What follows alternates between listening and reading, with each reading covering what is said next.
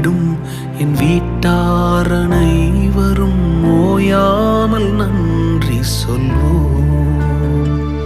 ஒரு கரு போல காத்தீரே நன்றி, என்னை சிதையாமல் சுமந்தீரே நன்றி. ஒரு கரு போல காத்தீரே நன்றி, என்னை சிதையாமல் சுமந்தீரே நன்றி.